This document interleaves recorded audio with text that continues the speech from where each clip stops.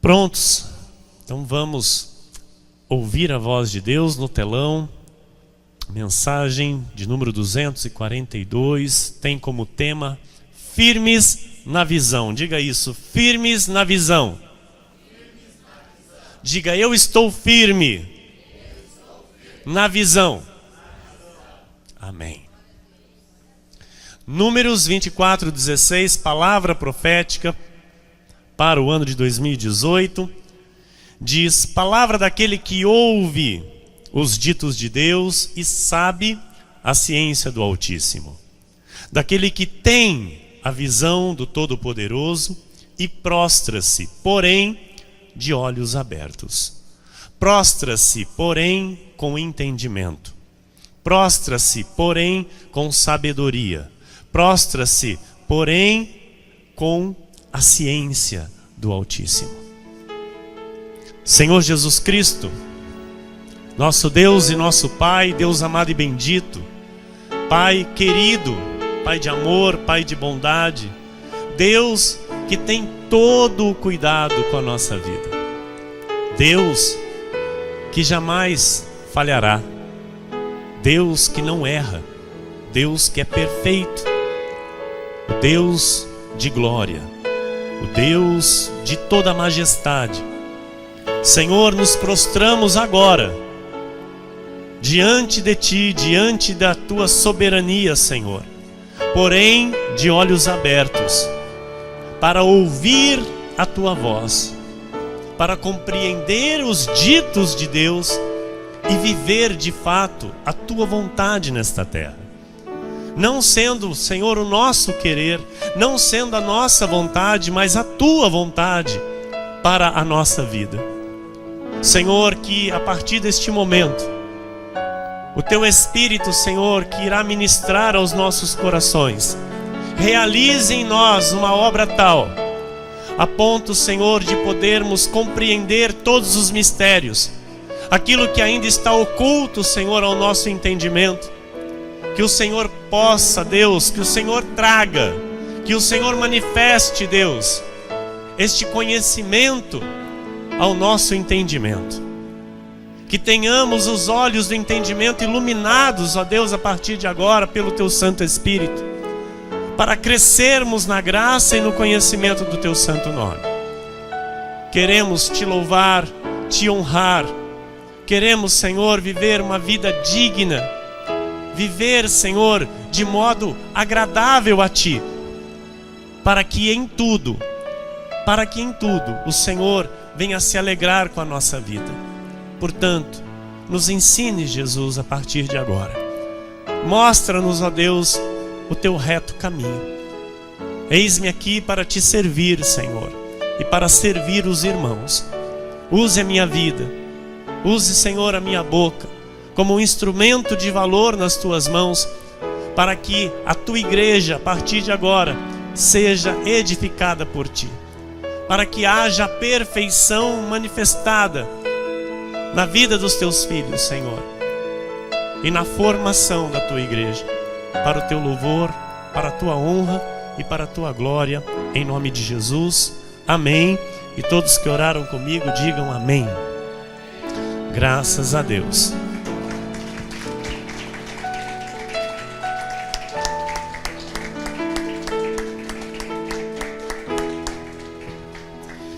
Minha querida e amada esposa, abençoada pastora, muito obrigado. Meus irmãos amados, igreja preciosa de Jesus Cristo, homens e mulheres salvos por Jesus Cristo, aqueles que têm os seus nomes escritos no livro da vida, de onde ninguém pode tirar nem apagar, aqueles que foram chamados por Jesus, justificados e glorificados, aqueles que são ovelhas preciosas de Jesus. Amados, a vida espiritual de um filho de Deus, ela não deve ser angustiante.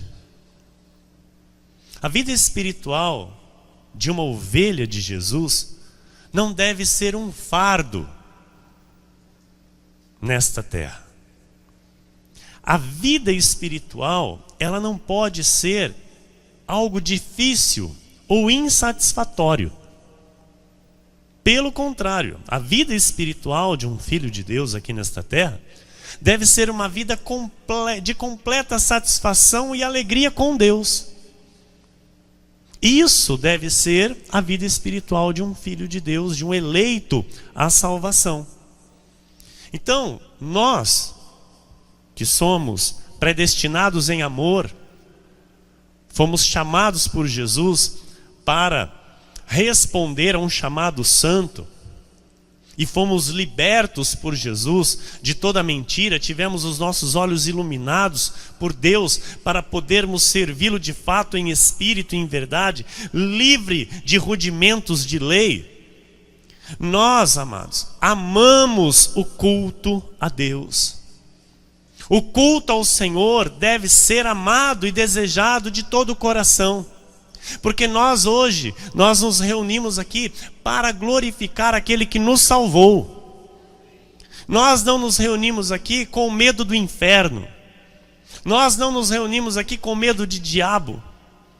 Nós não nos reunimos aqui para sermos salvos. Nós nos reunimos aqui porque Jesus nos salvou. Então nós somos o povo mais feliz desta terra. Porque nós temos a certeza e a convicção do que Jesus fez por nós na cruz do Calvário.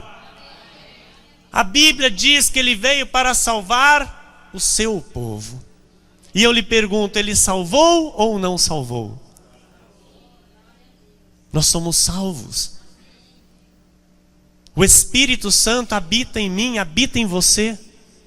E por isso nós cremos nesta verdade. Porque só pode crer aquele que tem o Espírito Santo. Quem não tem o Espírito Santo não crê. Mas aquele que recebe Cristo como seu Senhor e Salvador, ele ali naquele momento ele recebe o Espírito Santo, que o faz crer nesta verdade, que ele é salvo, que Jesus o salvou. Então, só a graça de Deus, igreja, revela estas verdades. Só a graça de Deus revela o genuíno cristianismo. Então nós somos uma igreja corretamente bíblica. Graças a Deus por isso. Graças a Deus que teve o dia em que eu, aqui em altar, pedi perdão à igreja. Porque o Senhor abriu os meus olhos e me fez ver a verdade. E me confiou esta verdade para que eu trouxesse as suas ovelhas. Porque evangelho significa boas novas de grande alegria. E eu lhe pergunto, onde estão estas boas novas de grande alegria? No evangelho da graça de Deus. Viver os preceitos de Deus, igreja, com a visão de Deus, nos faz avançar e nos traz alegria. Porque o apóstolo Paulo diz que nós temos que pôr de parte os rudimentos de Cristo. Os rudimentos da doutrina de Cristo tem que ser colocada de lado, tem que ser posta à parte, para que nós possamos prosseguir e ir para a perfeição. Se eu não deixar os rudimentos da doutrina de Cristo, o Jesus de Nazaré, eu fico estacionado na vida com Deus. Eu não cresço. Os meus olhos do entendimento não são iluminados. Eu não recebo os ditos de Deus. Eu não cresço na graça e no conhecimento. Entra ano e sai ano, é a mesma coisa. Mas quando eu ponho de parte aquilo que Paulo chama de os rudimentos da doutrina de Cristo, quando eu coloco de parte e começo a olhar então para aquilo que é perfeito, eu começo a receber o que é perfeito. Provérbios 29:18, olha o que diz: não havendo profecia, o povo se corrompe, mas o que guarda a lei, esse é feliz. Hoje nós guardamos a lei. Que lei, pastor? A lei da graça. Não é a lei mosaica, não é a lei de Moisés, não são os 613 pontos da lei mosaica, que mata, assim disse Paulo. A lei mata, mas o Espírito vivifica. Nós guardamos a lei do Espírito. Então, amados, hoje, nos dias atuais, infelizmente, a igreja que se diz ser de Jesus, ela não se preocupa com as profecias bíblicas. Nós percebemos hoje um povo que está enfeitiçado com profecias humanas. Nós percebemos hoje igrejas que estão fazendo com isso mercantilismo. Igrejas que crescem a todo vapor, a custas da fé de uma ovelha sem entendimento. Que cresce a custas de uma ovelha que não tem os olhos iluminados. E pensa ela aquilo ser de Deus.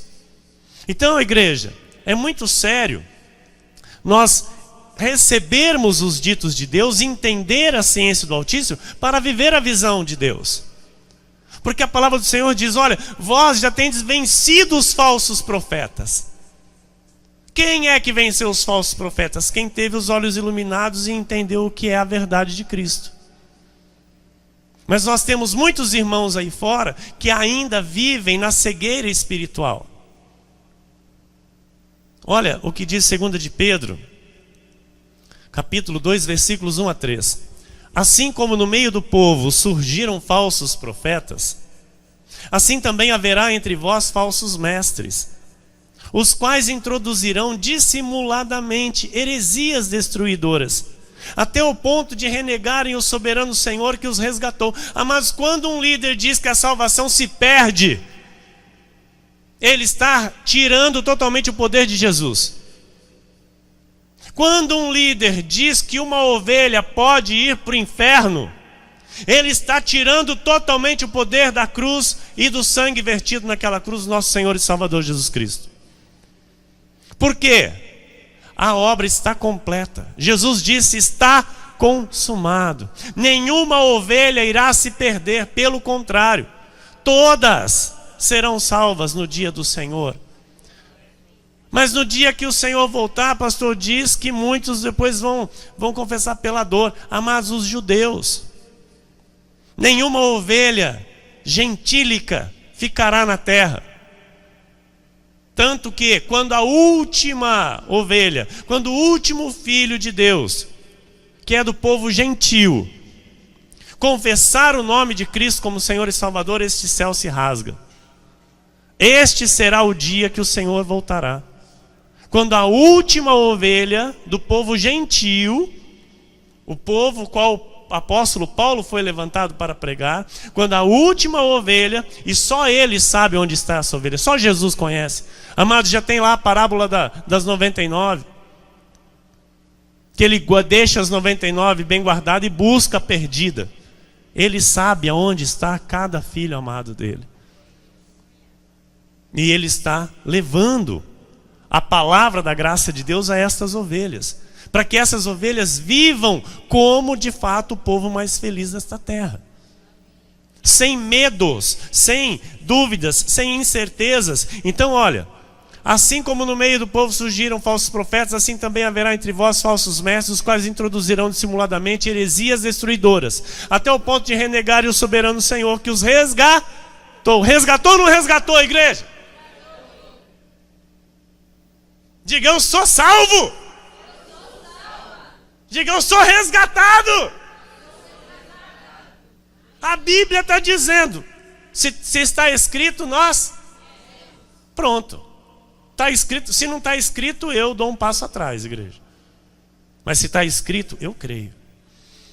Está escrito, trazendo sobre si mesmos repentina destruição.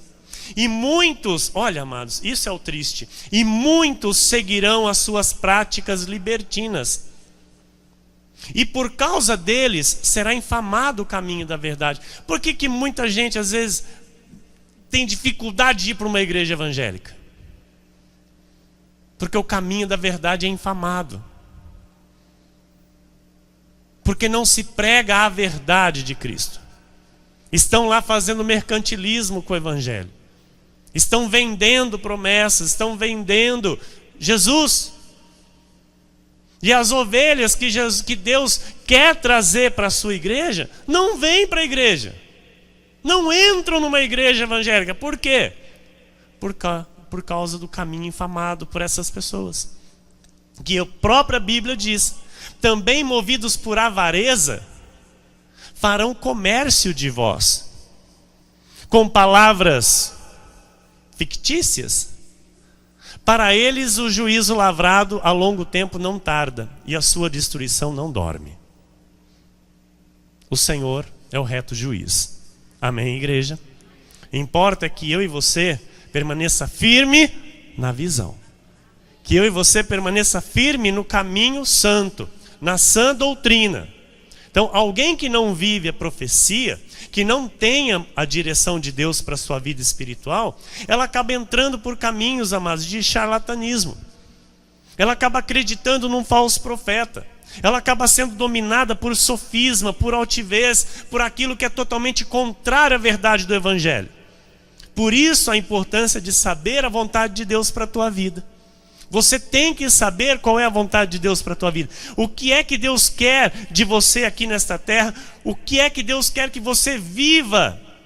Como você deve viver de fato o Evangelho? Qual é o padrão determinado por Deus hoje, no século 21, para que eu e você sirva-o de modo digno, de modo santo, de modo irrepreensível e agradável?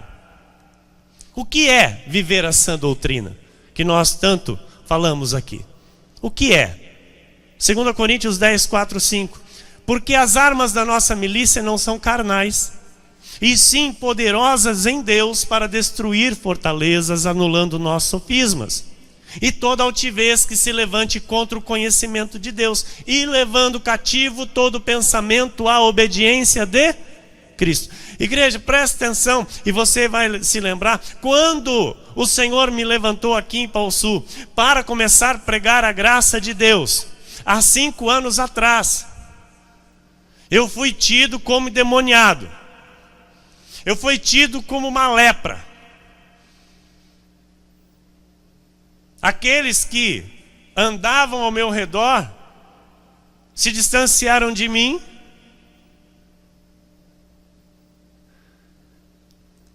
Disseram, em bom e alto som, que não me consideravam mais como pastor. Porque o que eu estava pregando era uma heresia. E Paulo, amados, Paulo, o apóstolo da graça de Deus, é o apóstolo que nós imitamos aqui neste ministério, é aquele qual nós seguimos, como ele mesmo disse, sede meus imitadores assim como eu de Cristo. Ele apanhou dos judeus, exatamente porque ele estava pregando aquilo que eu prego hoje. Ou seja, a mentira, ela escraviza e mata. E quem é o pai da mentira? É o diabo. Então, quando o diabo vê que Deus levantou alguém com a verdade, ele fica nervoso. Quando o diabo vê que Deus abriu os olhos de alguém para entender a verdade, porque a verdade liberta. É a verdade que traz a vitória, irmão. Não pense você que é uma campanha forte, que é uma oração forte, que é um jejum forte. Não é. É a fé na palavra, é a fé no que está escrito. Porque Jesus foi tentado, e quando ele foi tentado, ele disse, está escrito. E o diabo se retirou. É pelo poder da palavra de Deus que nós temos a vitória. Se eu trouxer o atributo da glória de Deus para a minha vida, amado, eu estou roubando a glória de Deus.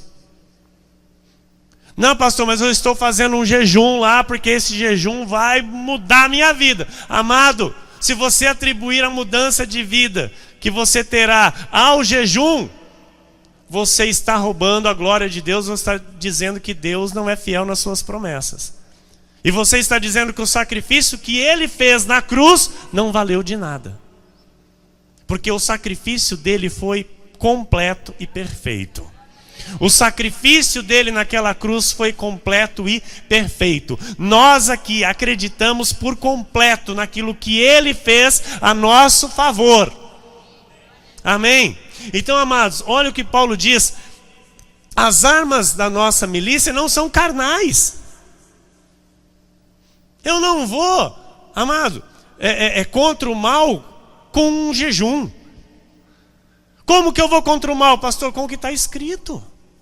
Com o conhecimento de Deus, com a ciência do Altíssimo. A Bíblia já diz que Deus não se agrada de sacrifícios e sim de obediência. Então, a nossa milícia, as armas da nossa milícia, da nossa guerra, não são carnais, e sim poderosas em Deus para destruir fortaleza. Quando eu vejo que a verdade está escrita, pronto, amado. A mentira já foi derrotada. A mentira foi derrotada. A altivez que se levanta contra o conhecimento de Deus. Então, o que eu faço? Eu levo cativo o meu pensamento à obediência de Cristo. Por mais que a multidão esteja na mentira, eu fico com a verdade mesmo sendo a minoria. Quem está entendendo, diga amém. Porque a multidão, ela está na mentira. A verdade liberta, a verdade traz vida em abundância. Fortaleza, sofisma, altivez, essas coisas lutam contra o conhecimento de Deus. Essas coisas lutam para que a verdade não chegue aos filhos de Deus. Então nós, Ministério Cristo Vive, a Igreja Cristo Vive, a igreja aqui em Pau Sul, ela tem um chamado, igreja. Ela tem um chamado santo. E qual é o chamado, pastor? Ensinar o reto caminho. E lutar para fazer permanecer pura, intacta, a igreja de Jesus Cristo. Lutar para permanecer pura, intacta, a noiva de Cristo. Porque a verdade nos dá força para vencer, igreja. A verdade nos faz pessoas vitoriosas, nos dá autoridade e poder, nos faz viver de modo digno como Deus quer que vivamos, de fato como filhos legítimos do Rei. Quantas pessoas hoje, irmãos nossos, crentes em Jesus, que não se sentem seguras com a própria vida? Quantas pessoas hoje estão vivendo com medo de alguma coisa? Infelizes com algo, sem alegria. Por quê? Porque falta o conhecimento da verdade. Romanos 8:28 diz: sabemos que todas as coisas cooperam para o bem daqueles que amam a Deus, daqueles que são chamados segundo o seu propósito. Então, quem chama uma ovelha? Deus. É Deus quem chama. Quando você recebeu Cristo no seu coração, não foi você que aceitou Jesus, foi Ele que te chamou, porque você já era dele. Então, aquele momento foi um momento que Paulo chama de reconciliação. Porque Paulo diz que a Pedro foi dado o ministério do arrependimento, ministério da circuncisão. E a Paulo foi dado o ministério da reconciliação, que era o ministério da incircuncisão. Então, quando um filho recebe a Cristo como Senhor e Salvador, quando ele ouve o evangelho da salvação, amados, naquele momento, Deus o chamou. O pai falou: filho, vem cá que tu é meu. Aleluia! Tu andou perdido, desgarrado por um tempo, mas agora chegou a hora. Eu te chamei. Então, olha, segundo o seu propósito. Então, todos os filhos de Deus são chamados por Deus, segundo o seu propósito. Nós pregamos a Cristo, amados, para todos, para toda criatura. Mas só Deus sabe quem é a ovelha. E nós somos chamados segundo o seu propósito. Então, aquele que foge desse propósito, ele não vive dentro da visão do Todo-Poderoso.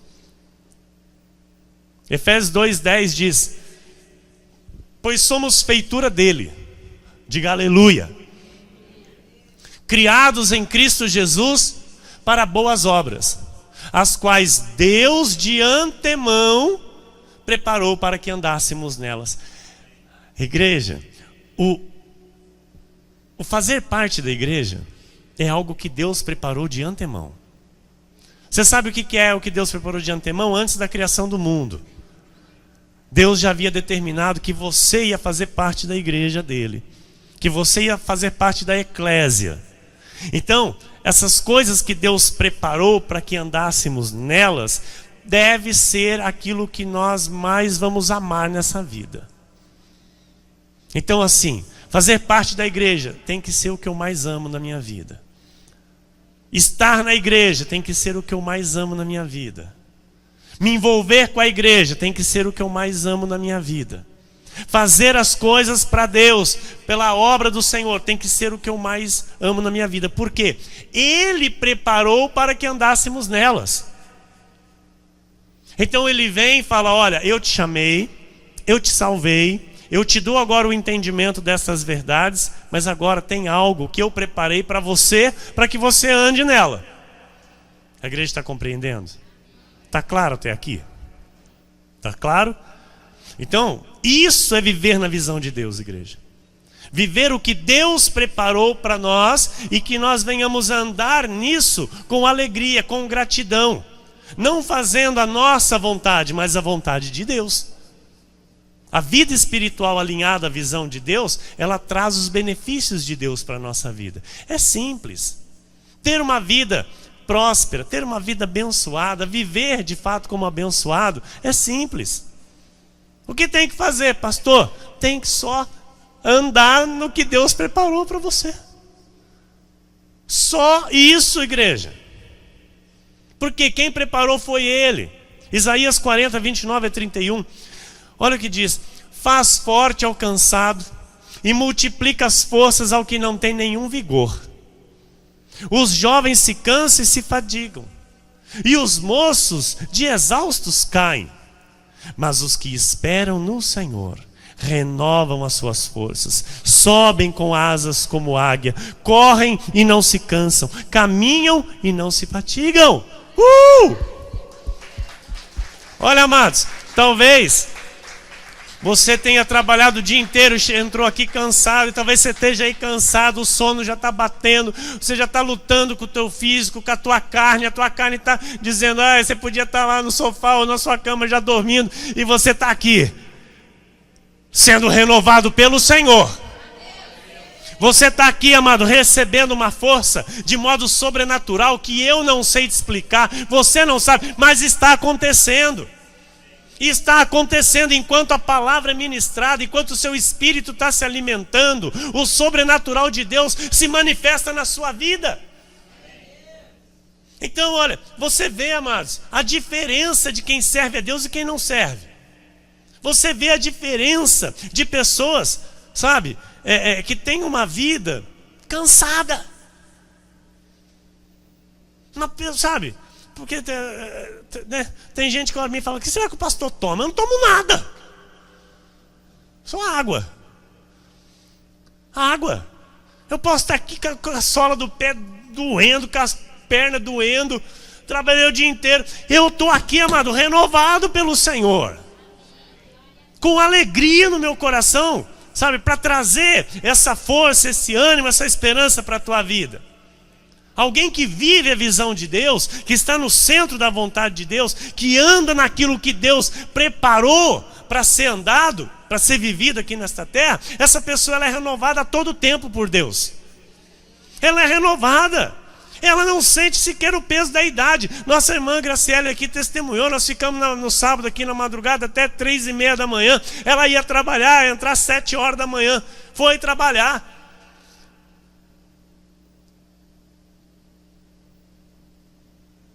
Deus renovou. Deus renovou. Saiu daqui 3:30 da manhã na madrugada do sábado para o domingo. Entrou no trabalho às 7 da manhã. Por quê? Está na visão. Está na visão, irmão. Está na visão. Tem o favor de Deus. Está na visão. Vai receber o favor de Deus. Vai ser renovado. Olha, vou mais além. Não vai sentir nem o peso da idade. Porque a Bíblia diz, amados, que nós vamos chegar à velhice com vigor. Com vigor. Nós que servimos ao Deus vivo, nós que servimos ao único e verdadeiro Deus, aquele que nos criou para o louvor da sua graça, Ele nos renova, Ele nos dá força. Abraão foi pai com 100 anos. Caleb foi lutar contra a gigante com 85. Está escrito. E Deus lhe deu vitória. E ele desfrutou da terra prometida, amado. Ele não entrou na terra prometida para morrer. Ele entrou com 85 anos para desfrutar da bênção do Senhor. Assim eu chamo a existência por fé na minha e na tua vida. Que nós teremos uma boa velhice, amados. Nós chegaremos à velhice com vigor, com força, com vigor. Porque a Bíblia diz que se nós ouvirmos a sua voz e o servirmos como Ele deseja, nós terminaremos os nossos dias em felicidade e os nossos anos em delícias. Em felicidade e em delícias. Ele promete.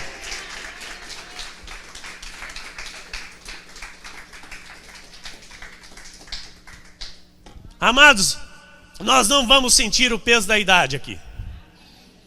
Por quê, pastor? O louvor, a palavra, a oração, a comunhão dos santos, pastora.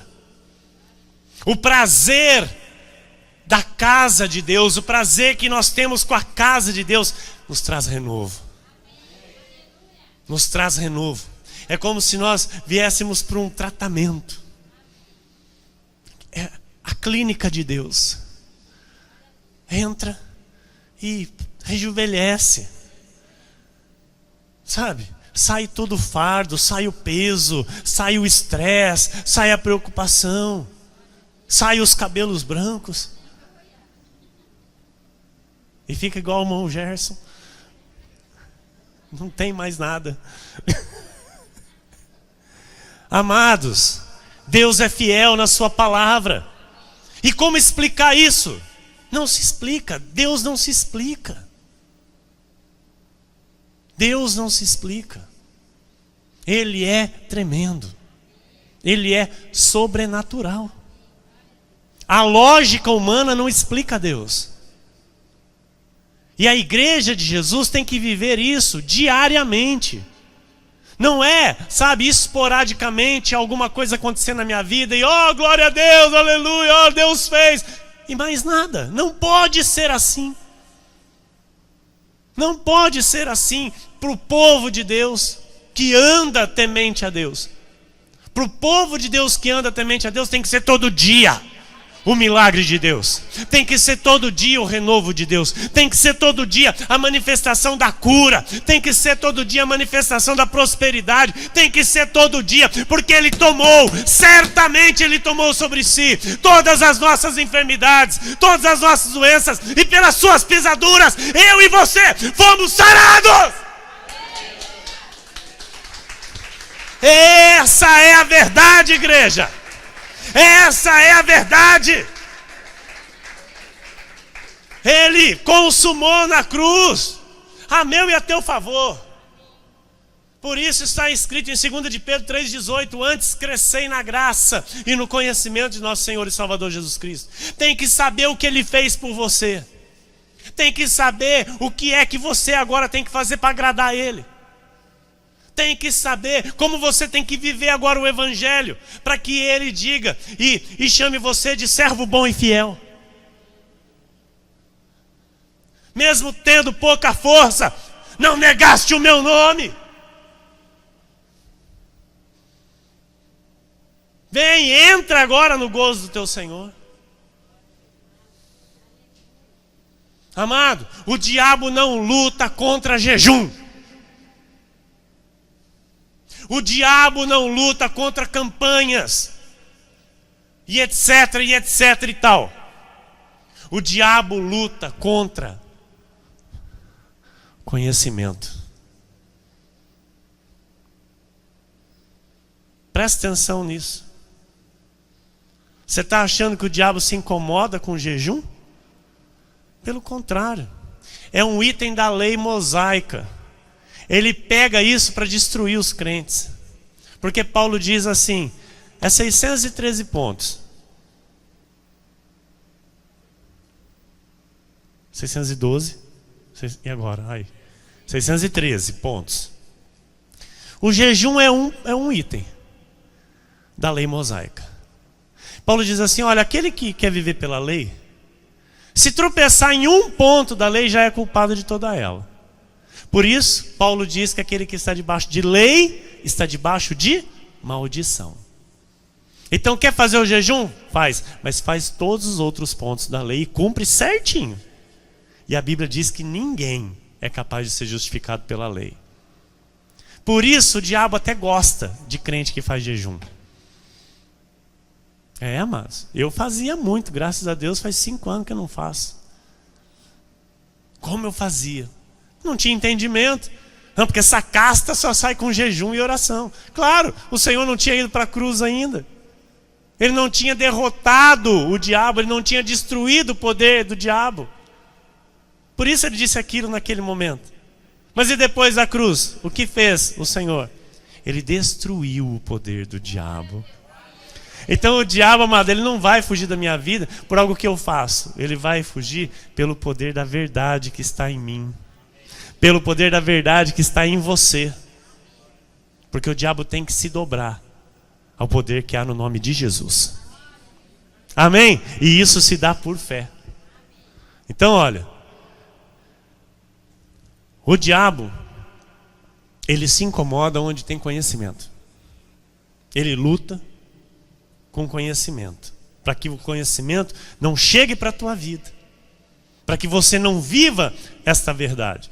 Porque se você não tiver esse conhecimento, se você não viver essa verdade que liberta, o diabo ainda pode atuar com toda a tranquilidade. Estão entendendo? O que o Senhor disse? O meu povo é destruído porque lhe falta o conhecimento. O meu povo perece porque lhe falta o conhecimento. Então esse altar, igreja, dá conhecimento ao povo de Deus, graças a Deus. Este altar gera mudanças na vida dos filhos de Deus. O Senhor tirou as escamas dos meus olhos, Ele me fez compreender a verdade, Ele me guiou para este ministério santo, a igreja, Ministério Cristo Vive, que é um ministério de compromisso com a verdade. E eu estou aqui, amados, para levar você a entender essas verdades e viver nessas verdades. Por isso nós somos a última reforma protestante. Nós devemos viver e andar na palavra predestinada de sabedoria. Olha em 1 Coríntios capítulo 1, versículo 18 a 24, o apóstolo Paulo dizendo: certamente a palavra da cruz é loucura para os que se perdem, mas para nós que somos salvos, aleluia, poder de Deus. Pois está escrito: destruirei a sabedoria dos sábios e aniquilarei a inteligência dos instruídos. Onde está o sábio? Onde o escriba? Onde o inquiridor deste século? Porventura não tornou Deus louca a sabedoria do mundo? A sabedoria do mundo é louca. Visto como na sabedoria de Deus o mundo não o conheceu por sua própria sabedoria, aprove a Deus salvar os que creem pela loucura da pregação. Porque tanto os judeus pedem sinais como os gregos buscam sabedoria. Mas nós pregamos a Cristo crucificado, escândalo para os judeus, loucura para os gentios. Mas para os que foram chamados, tu foi chamado? Claro que tu foi chamado. Tanto judeus como gregos pregamos a Cristo, poder de Deus e sabedoria de Deus. A ciência do Altíssimo, igreja, nos faz saber quem é Jesus, quem é o Messias, quem é o Cristo. Cristo é Deus. Não são três, não existem três. Não existe Pai, Filho e Espírito Santo. Existe Deus Pai, Deus Filho, Deus Espírito Santo. E nós sabemos que o nosso Deus é um só. Ouve, ó Israel, o Senhor vosso Deus é o único Deus. Um Deus que se manifestou como Pai na criação, um Deus que se manifestou como Filho na redenção, e um Deus que se manifesta agora, neste tempo presente, como Espírito Santo na consolação. Amados, isso é tremendo, só a graça revela isso. Quando Filipe olha para o Senhor e diz: Senhor, mostra-nos o Pai, que é o que nos basta. Jesus olha para ele e fala: Filipe, estou há tanto tempo convosco e ainda não tendes me visto. Eu e o Pai somos um. Um Deus que abriu mão da sua glória, se despiu de toda a sua glória e se fez homem, habitou aqui entre nós, na manifestação de filho, para nos ensinar a sermos filhos. Ele andou aqui nessa terra como filho de Deus, para nos ensinar a sermos filhos. Mas Ele é o Pai. Ele é o Senhor. Amém? Então, a ciência do Altíssimo nos dá esse entendimento. Eu particularmente, igreja, até meus 33 anos, eu vivi cego. Totalmente cego. Adorando a Senhora Aparecida. Adorando a de Fátima. Adorando a São Judas. Adorando a Santo Expedito. Até meus 33 anos. E tantos outros nomes de santos eu estava adorando na igreja romana. E eu louvo a Deus que o Senhor me tirou desta idolatria demoníaca, desta idolatria que é maligna, que leva os filhos de Deus à destruição. Porque quem induz, igreja, a isso é o inimigo de nossas almas. Quem induz ao erro é o diabo, para que a glória de Deus não resplandeça sobre estas ovelhas. E elas vivem cegas. E quem cega? O diabo. Quando o Senhor me resgatou do império das trevas, então eu pude ver e entender que não era a Senhora Aparecida, nem outro santo qualquer, mas eu pude entender que era Jesus. Depois Jesus. E depois Jesus.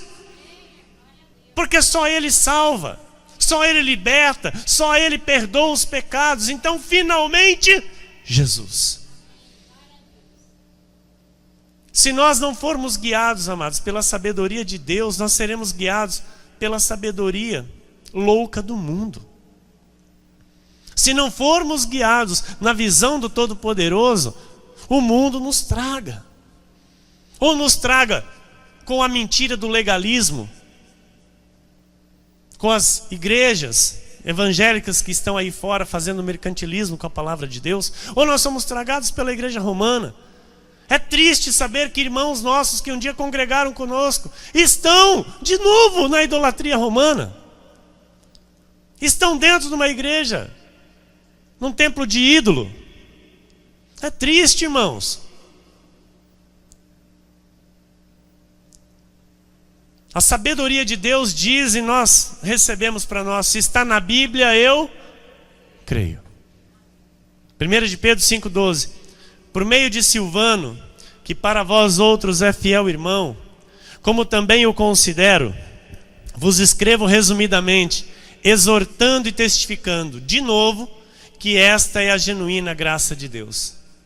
Olha, Pedro, tendo os olhos iluminados, amém?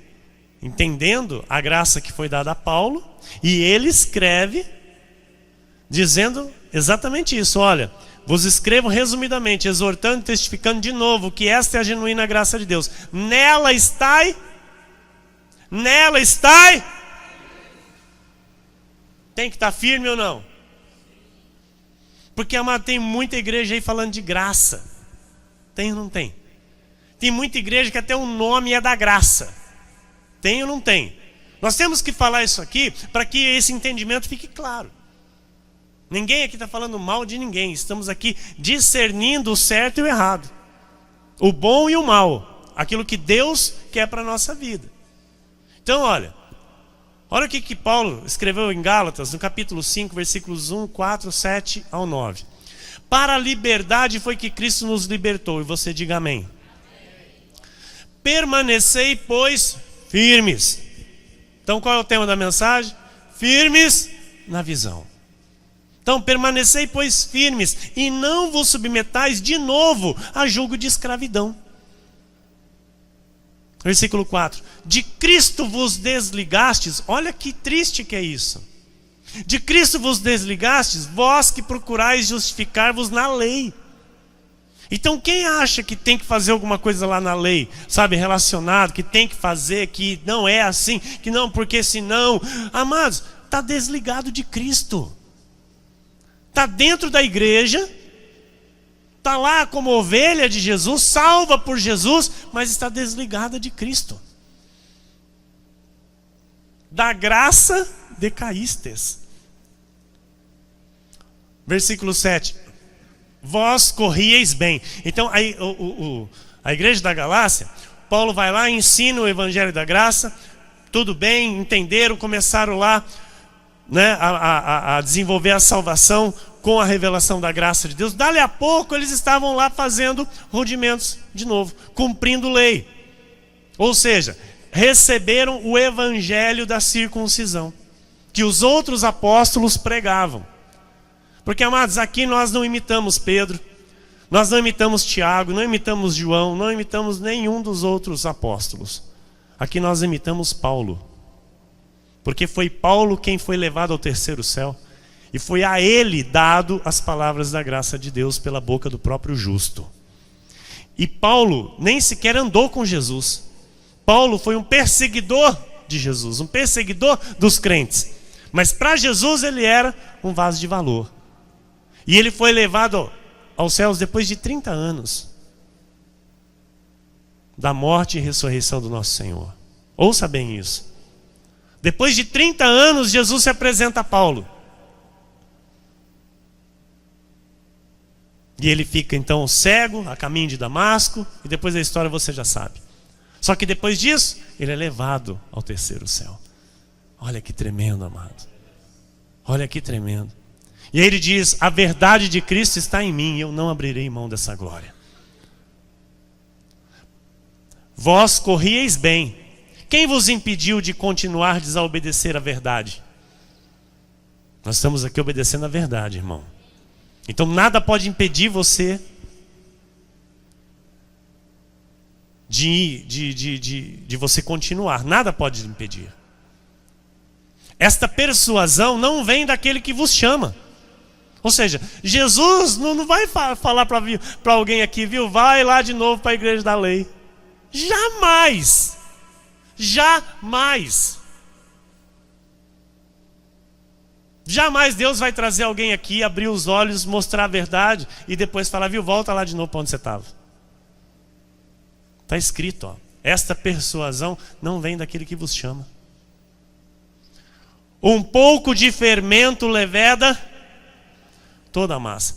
Igreja, entenda isso. A graça de Deus, a graça pura, a graça genuína, não aceita a obra da carne. A graça de Deus não aceita a lei. A graça de Deus não aceita mistura, porque senão fica um evangelho adulterado. A genuína graça quer dizer sem fermento. O que é o fermento, pastor? Vou dar um exemplo para você de fermento. E eis que eu vejo. Isso é fermento. Eis que eu vejo. Está subindo para a parede. Deve ser uma lagartixa. Amado, isso é fermento. Por quê? Coisa que não está escrita. Se eu venho com uma profecia que está escrita e digo, olha, assim diz o Senhor, está escrito, e eu reproduzo, é de Deus. Agora, eu fechar o olho aqui, depois abrir, e falar assim, ó, eis que eu te digo, e aponto o dedo, amado, dá um passo para trás que isso é fermento. Isso é fermento. Se eu venho aqui e falo assim, irmão, cuidado com o diabo, hein, que ele está louquinho para te pegar. Dá um passo para trás, amado, isso é fermento. Jesus já destruiu ele lá na cruz. A tua luta hoje é contra a tua carne. A tua luta hoje é contra você mesmo, não é contra o diabo. O diabo você nem está vendo ele, como é que você vai lutar com ele? Agora, se você luta com a tua carne que você está vendo, você já venceu o diabo. Amém? Pastor, vou fazer um jejum lá de uns 30 dias. Faz lá para você ficar magra, né? Cuidado com as úlceras. Mas eu, graças a Deus, não faço mais não. Porque o jejum é inútil. É fermento. É fermento. Vamos fazer uma campanha. 7 sexta-feira. Campanha da libertação. Isso é fermento. Jesus na cruz nos libertou. Na cruz ele nos libertou. Vamos fazer o batismo em água. É fermento. Pastor, não fale isso. É fermento, porque Paulo diz que o batismo em água anula a cruz de Cristo. Mas e o novo nascimento? O novo nascimento é na palavra. Nós temos que ser batizados na palavra. Nós temos que ser batizados em Cristo. Não tomar um banho num tanque ou num rio. Isso é fermento. Sacrifício? Nem pensar. O nosso sacrifício aqui é sacrifício de louvor. Que tem que ser um sacrifício santo e agradável a Deus. Com uma vida com mãos limpas e coração puro diante de Deus. 1 Coríntios 1, 25 a 29 diz: porque a loucura de Deus é mais sábia do que os homens, e a fraqueza de Deus é mais forte do que os homens. Irmãos, reparai, pois na vossa vocação, visto que não foram chamados muitos sábios segundo a carne, nem muitos poderosos, nem muitos de nobre nascimento. Pelo contrário, Deus escolheu as coisas loucas do mundo para envergonhar os sábios, e escolheu as coisas fracas do mundo para envergonhar as fortes. E Deus escolheu as coisas humildes do mundo e as desprezadas e aquelas que não são, para reduzir a nada as que são, a fim de que ninguém se vanglorie na presença de Deus. Ninguém se vanglorie na presença de Deus. Ninguém se vanglorie na presença de Deus, amados. Isso aqui está escrito e nós cremos. Deus faz assim. Deus escolhe as coisas que não são nada para Ele manifestar a sua glória. Ele escolhe aqueles que não são para confundir aqueles que pensam que são. Em 1 Coríntios 11, 1 está escrito: sede meus imitadores, como também eu sou de Cristo. Firmes na visão. Nós somos imitadores de Paulo. Este ministério não imita outro apóstolo, imita Paulo. Efésios 4, 4 a 6. Há somente um corpo e um espírito, como também fostes chamados numa só esperança da vossa vocação. Há um só Senhor. Qual? Cristo ressuscitado. Uma só fé. A fé, dom de Deus, que nos faz crer para a salvação. E um só batismo. Qual é? Batismo com o Espírito Santo. Um só Deus e Pai de todos, o qual é sobre todos, age por meio de todos, está em todos. Está em todos. Pastor, como que eu sei que uma pessoa é batizada com o Espírito Santo? Quando ela crê no Evangelho da Salvação. Quando ela crê no Evangelho da Salvação, ela é batizada com o Espírito Santo. Porque só por meio do Espírito Santo, um eleito é capaz de crer no Evangelho e confessar que Jesus é Senhor e Salvador. 1 Samuel 3, 10 e 11. Então veio o Senhor e ali esteve e chamou como das outras vezes: Samuel, Samuel. Ele respondeu: fala, porque o teu servo ouve. Disse o Senhor a Samuel: eis que vou fazer uma coisa em Israel, a qual todo que a ouvir lhe tinirão ambos os ouvidos. Igreja, Deus se revela a quem deseja conhecê-lo. Por muito tempo a minha oração era essa: Senhor, me revela a tua verdade. Por muito tempo, muitos anos, muitos meses, 3 anos praticamente, a minha oração era essa: Senhor, revela a tua verdade. Senhor, me mostra a tua verdade me basta, Senhor. Eu quero conhecer a tua verdade. E o Senhor falou comigo. O Senhor me mostrou. O Senhor me fez entender a palavra. Então Deus, ele se revela a quem deseja conhecê-lo. Deus fala a quem quer ouvi-lo. Quem deseja ouvir Deus vai compreender a palavra que é pregada neste altar. Por quê? Está se dispondo a ouvir. Se a tua atitude for exatamente esta: eis-me aqui, Senhor, fala que o teu servo ouve, o Senhor vai lhe falar. Você vai ouvir Deus aqui pelos louvores, pela palavra da sementeira, pela palavra ministrada, pelo abraço do irmão. Mas, infelizmente, amados, muitos não querem ouvir Deus. Estão fingindo que estão ouvindo Deus. Mas Deus só fala a quem quer ouvi-lo. 2 Coríntios 11, 24 a 28. 5 vezes recebi dos judeus uma quarentena de açoites, menos um. Fui 3 vezes fustigado com varas. 1 vez apedrejado em naufrágio. 3 vezes, 1 noite e 1 dia passei na voragem do mar. Em jornadas, muitas vezes, em perigos de rios, em perigos de salteadores, em perigos entre patrícios, em perigos entre gentios, em perigos na cidade, em perigos no deserto, em perigos no mar, em perigos entre falsos irmãos. Amados, olha, entre falsos irmãos. E Paulo, você sabe quem que era Paulo? Paulo, ele era da nata da sociedade. Aí eu lhe pergunto, Paulo precisava disso? Ele deixou tudo por amor a Cristo. E olha o que ele passou, a ponto dele dizer numa outra passagem: eu trago no meu corpo o resto das aflições de Cristo. O apóstolo Paulo, mas olha o poder e a autoridade que Deus deu a ele. Ele disse: eu trago no meu corpo o resto das aflições de Cristo. Para você ter uma noção o quanto que ele padeceu pela igreja. Em trabalhos e fadigas, em vigílias, muitas vezes em fome e sede, em jejuns. Esse jejum aqui é porque não tinha o que comer. Não tinha nada a ver com cumprimento de lei, não. Porque tem gente que pega esse versículo e fala lá, Paulo fazia jejum. Não. É que não tinha o que comer. Não tinha o que beber. Então, fazia o quê? Ficava de jejum. Jejum é ficar sem comer, ficar sem beber. Em frio e nudez.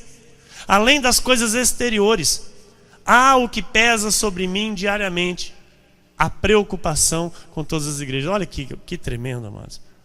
Estava passando o que estava passando, e a preocupação dele era o quê? A igreja. Como os irmãos estavam se alimentando, como os irmãos estavam crescendo na graça e no conhecimento. Essa era a preocupação de Paulo. Eu quero que você entenda uma coisa, mas talvez, às vezes passa um pouco da hora, talvez alguns irmãos possam até reclamar um pouco que ficou tarde. Amados, mas eu aqui me preocupo com a tua vida. Porque eu sei como eu estou vivendo com Cristo hoje. Eu quero isso para a tua vida. Se tem algo que me fez bem e me faz bem todos os dias, é essa revelação maravilhosa da graça de Deus. Então, você estar aqui tem que te fazer bem. Você estar aqui tem que te trazer alegria. Porque você tem um anjo aqui nessa igreja que se preocupa com a tua vida. Se preocupa com o teu viver. Não quer ver destruição na tua vida. Pelo contrário. Pelo contrário. O meu povo perece porque lhe falta conhecimento. Eu quero, em nome de Jesus, trazer conhecimento para a tua vida. Eu quero poder fazer você uma ovelha dotada de um conhecimento tal, amados, que as pessoas vão olhar para você e vão te respeitar. Seja teólogo, seja pregador, seja o que for, não interessa. Eu quero que a verdade de Cristo reine na tua vida com poder e autoridade sobre você. 2 Timóteo 1, 11 e 12, olha o que Paulo escreve ao jovem pastor Timóteo: para o qual eu fui designado pregador, apóstolo e mestre. E por isso estou sofrendo estas coisas. Todavia, não me vergonho, porque sei em quem tenho crido, e estou certo de que Ele é poderoso para guardar o meu depósito até aquele dia. 1 Coríntios 15, 58. Portanto, meus amados irmãos, sede firmes, inabaláveis e sempre abundantes na obra do Senhor, sabendo que no Senhor o vosso trabalho não é vão. Que assim seja, porque assim disse o Senhor nesta noite.